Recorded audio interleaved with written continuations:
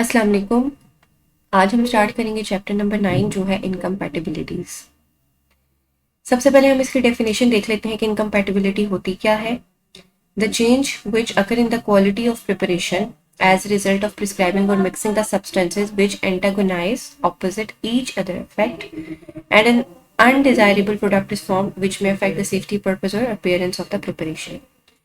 तो basically incompatibility हमारे पास क्या होती है कि कोई भी ऐसा चेंज जो कि हमारी प्रिपरेशन की क्वालिटी को अफेक्ट करे किसी भी फॉर्म में, ठीक है, वो हमारे पास क्या होता है इनकम्पैटिबिलिटी। मतलब कि हमने दो चीज़ों को मिक्स किया और वो एक दूसरे के साथ कंपैटिबल नहीं है।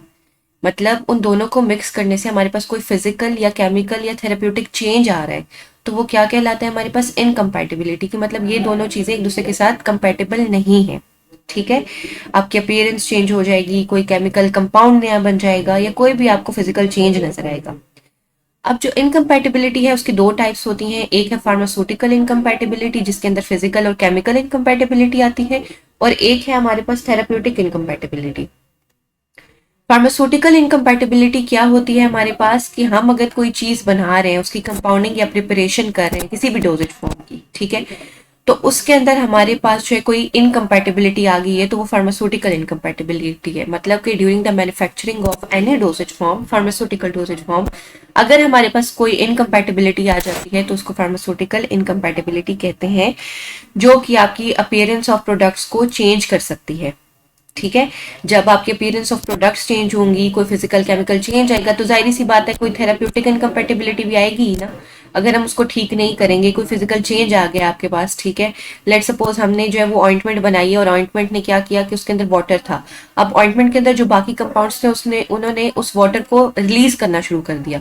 अक्सर ऑइंटमेंट्स आपके पास ऐसी होती है ना, जब आप उनको ओपन करते हो तो पहले पानी निकलता है, फिर उसके बाद आपके पास जो है वो पेस्ट निकलता है।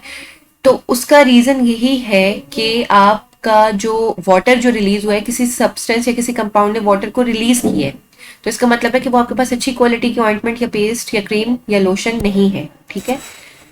या कुछ हमारे पास ऐसी टैबलेट्स होती हैं जो वाटर एब्जॉर्ब करना शुरू कर देती हैं। जैसे ही आप टैबलेट्स खोलते हैं तो वो मतलब टूटना शुरू हो जाती है, उनकी ब्रेक डाउन हो जाती है, ठीक है। तो उसका क्या रीजन है, इसका मतलब है वो सही तरीके से नहीं बनी हुई, कोई ना कोई इनकम्पैटिबिलिटी आई है उसकी प्रोसेसिंग के दौरान, ठीक है।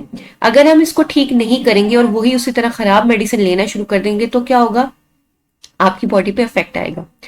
फिजिकल इनकम्पैटिबिलिटी में सबसे पहले एग्जांपल इन्होंने दी हुई है इनसॉल्युबिलिटी की, कि मतलब दो चीजें अगर एक दूसरे के साथ सॉल्युबल नहीं है, जब उनको कंबाइन किया गया तो they may not give a homogeneous product. मतलब कि प्रोडक्ट हमें होमोजीनियस जिसकी एक फॉर्म होती है, होमो मतलब सेम, ठीक है।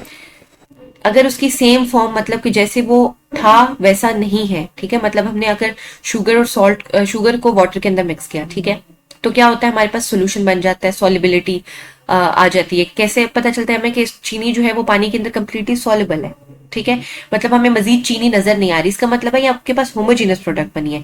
अगर आपको जरा सी चीनी वाटर के अंदर दिखाई देती है या पानी कम है और चीनी बहुत ज्यादा है, तो वो होमोजीनियस मिक्सचर तो नहीं बनेगा। तो इसका मतलब है कि वो उसके साथ जो है वो कंपैटिबल नहीं है, मतलब उसके अंदर इनसॉल्युबल है। इसी तरह इमिसिबिलिटी यही होता है कि दो लिक्विड्स, दो चीजें एक दूसरे के अंदर इमिसिबल है। जैसे आपने क्या किया कि ऑयल और वाटर के अंदर आपने वाटर ऐड कर दिया, ऑयल और अल्कोहल के अंदर आपने वाटर ऐड कर दिया, या सिंपल एग्जांपल वाटर के अंदर आप ऑयल डाल दें, तो ये इमिसिबिलिटी है। प्रेसिपिटेशन का मतलब क्या होता है, प्रेसिपिटेट्स बन जाना, ठीक है। मतलब आपने सोल्यूशन के अंदर कोई ऐसा सब्सटेंस डाल दिया या कोई ऐसा सॉल्वेंट डाल दिया जिसके आपके प्रेसिपिटेट्स बन गए और वो प्रेसिपिटेट्स अब इनसॉल्युबल है, ठीक है। लिक्विफिकेशन का मतलब वही जो मैंने आपको एग्जांपल दी कि कोई ऐसा कंपाउंड है, कोई ऐसा पाउडर या सॉलिड फॉर्म है जो कि या वाटर एब्जॉर्ब कर रहा है या वाटर रिलीज कर रहा है। जैसे मैंने अभी आपको ऑइंटमेंट की एग्जाम्पल दी, वो टैबलेट की एग्जाम्पल दी। जेलेटिनाइजेशन के मतलब आपने सॉल्यूशंस के अंदर कोई ऐसी चीज ऐड कर दी है जिससे जेल बन गई है, ठीक है। या फिर आपने दो सब्सटेंसेस लिए, वो दोनों जब मिक्स हुए तो उन्होंने मिक्स करके जेल बना दी। अब ये जो जेल फॉर्मेशन है बेसिकली, ठीक है, ये आपकी किस में आ रही है, फिजिकल चेंज में आ रही है। अब इनको करेक्ट कैसे कर सकते हैं कि आपने जो व्हीकल या जो सॉल्वेंट यूज किया उसको चेंज करें, मिक्सिंग ऑर्डर को चेंज करें। जैसे हम लोगों ने पढ़ा था टीपीएन के टॉपिक में कि विटामिन को सबसे एंड पे ऐड किया जाता है। क्यों सबसे एंड पे ऐड किया जाता है, क्योंकि वो अनस्टेबल है, सेंसिटिव है, पहले ऐड करेंगे खराब हो सकते हैं बाकी चीजों के साथ मिलके। तो इसी तरह अगर हम जो है वो विटामिन को एंड पे ऐड करेंगे तो क्या होगा, वो स्टेबल रहेंगे। तो मिक्सिंग ऑर्डर ये होता है कि आपने, अगर आपको लग रहा है कि कोई चीज खराब हो रही है तो आप उसको एंड पे ऐड कर दें, ठीक है, या किसी चीज को पहले ऐड करना है तो उसको पहले ऐड कर दें।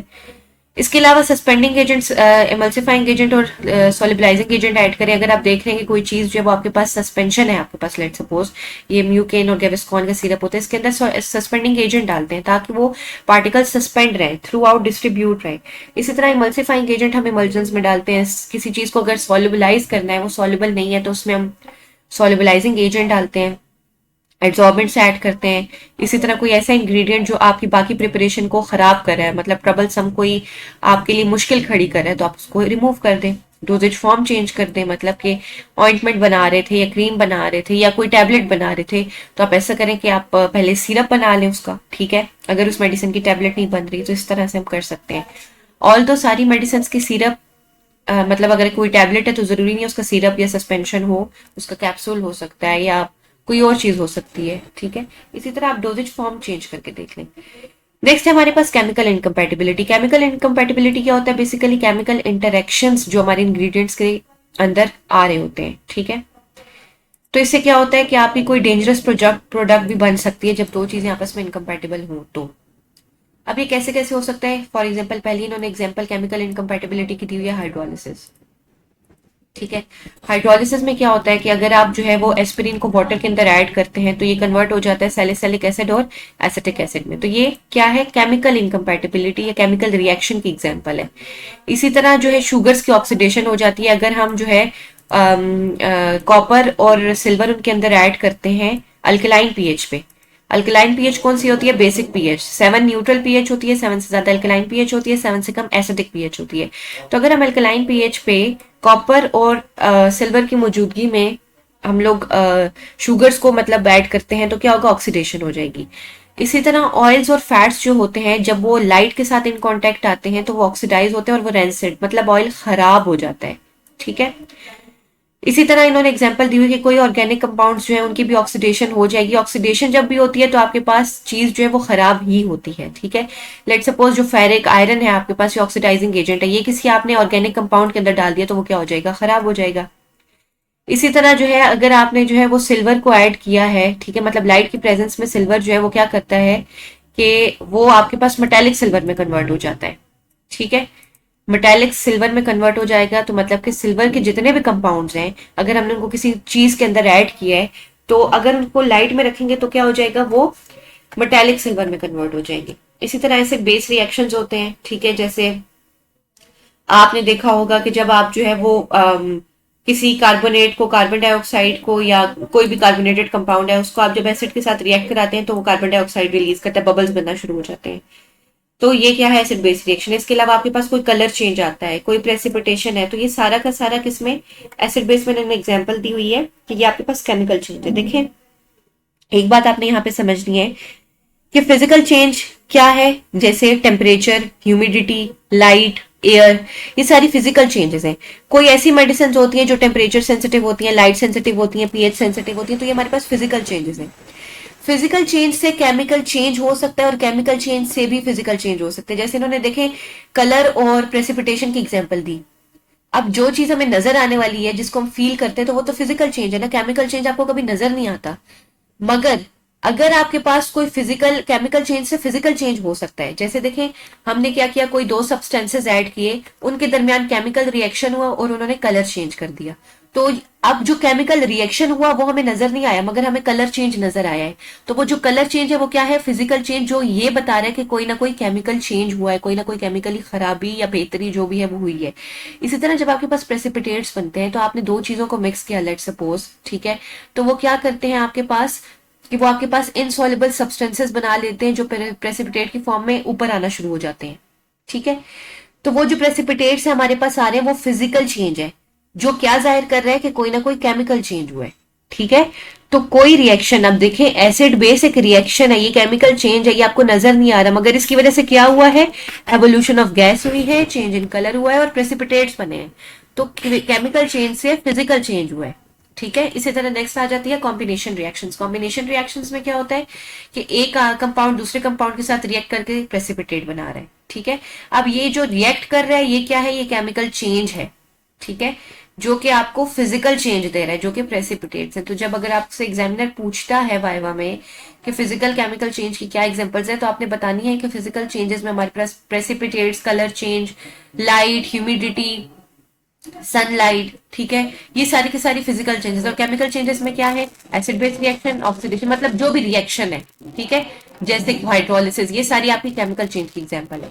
अब इसको हम ठीक कैसे कर सकते हैं, इसको हम ठीक कैसे कर सकते हैं कि आपका रिएक्शन कंप्लीट होना चाहिए बिफोर द पैकेजिंग, ठीक है, ये ना हो कि आप जो है वो फौरन से एसिड और कार्बोनेटेड कंपाउंड को डिसॉल्व करके बस फौरन से पैक करके दे दें। थोड़ी सी आपको सब्र करना है कि केमिकल चेंज आपका कंप्लीट होना चाहिए।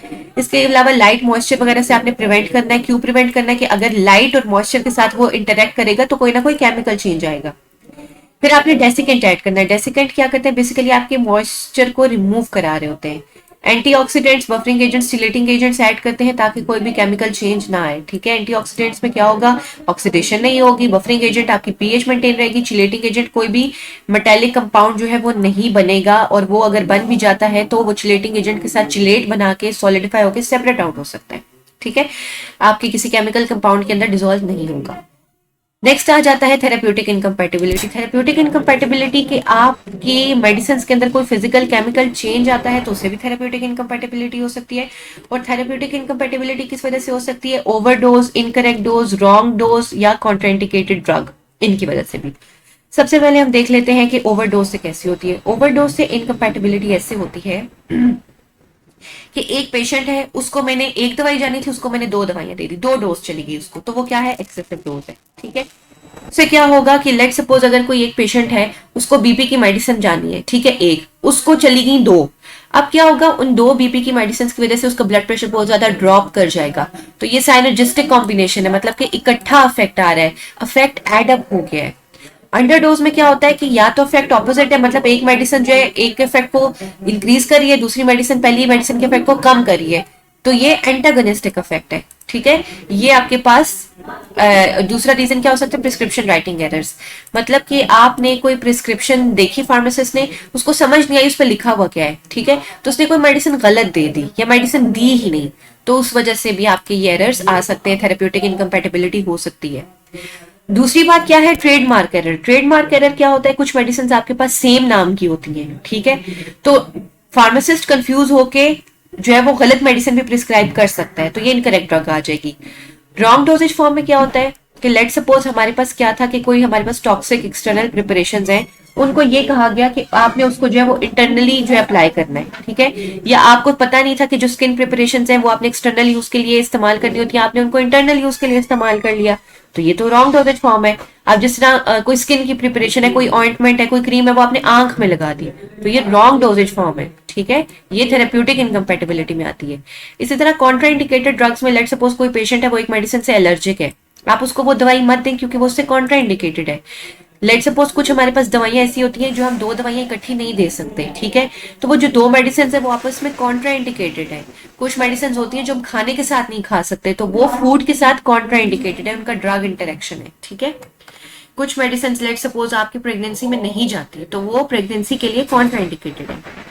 तो ये सारा आ जाता है थेरेप्यूटिक इनकम्पैटिबिलिटी में। अब इसको ठीक कैसे कर सकते हैं हम, कि आप सही तरीके से सबसे पहले तो प्रिस्क्रिप्शन पढ़ें, क्योंकि प्रिस्क्रिप्शन सही रीड ना करने की वजह से भी मसले आते हैं। दूसरा ये है कि पेशेंट को प्रॉपर्ली एजुकेट करें, उसको बताएं। अक्सर पेशेंट्स को नहीं पता होता कि हमने ड्रग कैसे लेनी है, किस टाइम लेनी है, कितनी दफा लेनी है, क्या डोज होनी चाहिए। इसके अलावा पेशेंट को बताएं कि आप पहले कोई दवाई तो नहीं ले रहे थे, हो सकता है पहली दवाई जो है, जो उसको नहीं लिख के दी गई दवाई है, उसके साथ जो है वो कॉन्ट्राइंडिकेटेड हो, ठीक है।